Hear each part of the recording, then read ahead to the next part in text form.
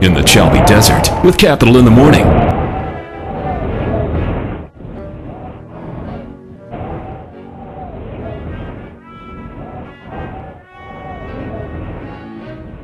No, if she has, she hasn't told me about it. Okay. If you haven't watched Rastaman as well, you're missing out. Good thing, you're missing out. It's an amazing. I know it because of my son and CBBS. But this is Rasta Mouse. If you haven't heard.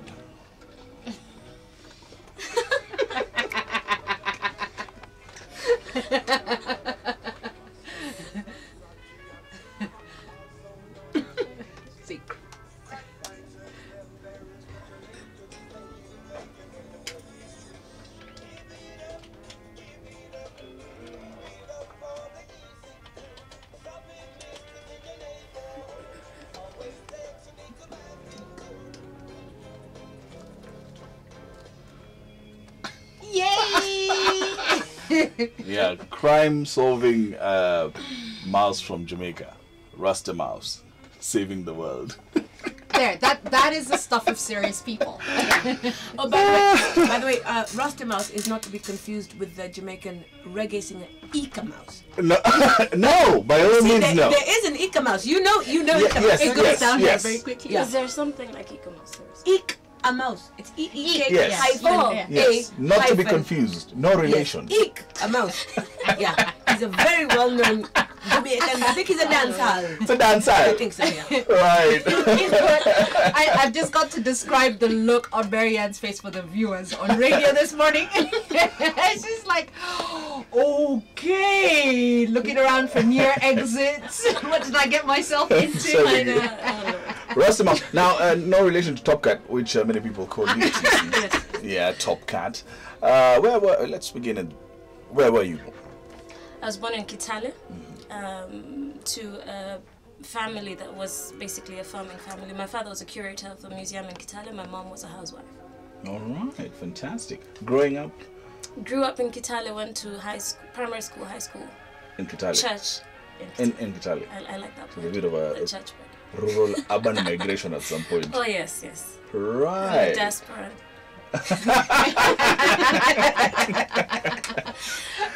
All right. So after school, did you always think you're going to be, getting into journalism, or it's just something that you jumped into? I'm not actually sure. I thought I would be a lawyer. Now I know I couldn't have made it. But I settled for something equally as vocal. Yeah, so I became a journalist. I started off as an actress just for the money.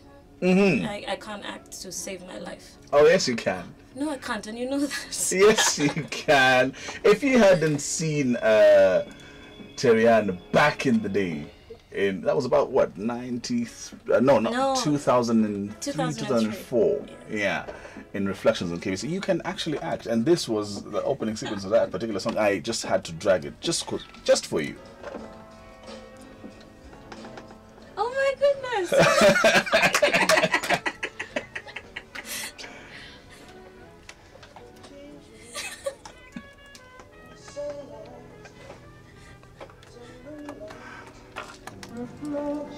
Now I think you should leave the sound on for the video. Oh yeah, yeah. Otherwise, then it's just quiet. Then we look Exactly. That's the part they edit.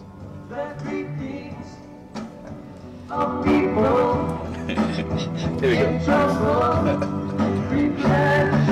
Non-existent cancers. 2000 Reflections. Oh, you take me back many years. Yes. We were young then. Now we're not. But got into acting for the money, of course. Yeah. But I like how you say that. Yeah, I said it. No. As one is it was on your path. No, but then what did you do after that? actually, around about the time I was acting, I was in college, and then I trained in TV production, so that's what I call my first love. And it's still what gives me the most pleasure, though I'm not doing much of it at the moment. So I did production, and then I accidentally got into anchoring, because at the time we were junior producers, so to speak, at KBC. And then they had openings for anchors, and all the junior producers, or artists as we were called at the time, were encouraged to apply. So we applied. A number of us were picked, myself, Kanzadena, Dayo Yusuf, and a few others. and I remember the first question I was asked, because I was producing at the time and I was in jeans and my sports shoes, and I walk into the MD's office because they said the MD's calling you, and I walked in and I'm like, he says, how old are you again? And I'm like, okay, what is this about? And then he says, I saw your screen test, and I'm like, is this about the interview? He says, yes. I said, can I go home and change? And then come back, we can talk. So yeah, that's how I started off. I did 3 years at KBC, then moved on to CNBC, then to Citizen, and now to CCTV. Right. So, you spoke a bit about your childhood. Grew up in Kitale. What's your happiest memory? I think playing with the rest of the kids. I look at my child sometimes and I'm like, you don't have, what we had. Then we could run into the neighbors, play hide and seek in the trees. Our parents didn't have to know where we were every single moment. And now it's so different. She has to play in the house. If she's playing outside, somebody has to be watching. So yes, my earliest memory is, playing hide and seek. My parents had a farm of oranges, and that was really nice. Oh wow! Isn't that just idyllic?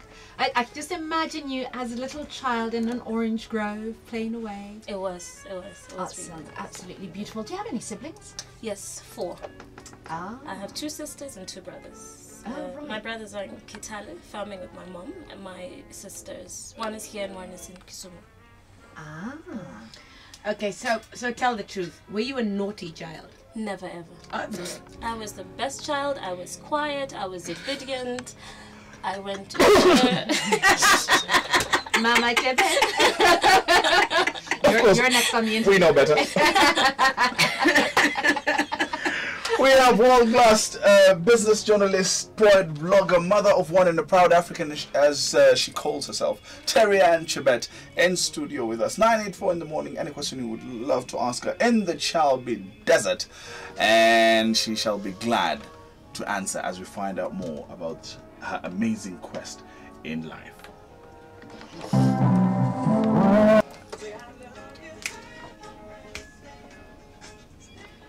Good on the gang! Everybody stand up and sing! My goodness, one of those songs that were such a staple in those 80s and 90s programs and parties. But you know what? They've sold over 70 million albums worldwide. Okay, you gotta give it up for them, huh? They're not too bad. And a few years ago, about 2 years ago, I actually watched them in concert at the Glastonbury Festival. Whoa. Okay, they're like 70 or maybe 80. Yes. Like, they are really, no, they are not young They're not people. 80. No, but they are in their the gang alone. 70s. They are in their 70s for sure, or they looked it. But they could get it, okay? Hey! When I was in Glasgow, Glastonbury, my love. Cool of the gang could get it. But you know what? We don't need those celebrities because we've got one of our own in studio. Definitely Terryanne says Chebet. one Ian Bugo says. Ian says, this is to you. Terryanne has come from far. Kudos. I want to be you when I grow up. Washuka says?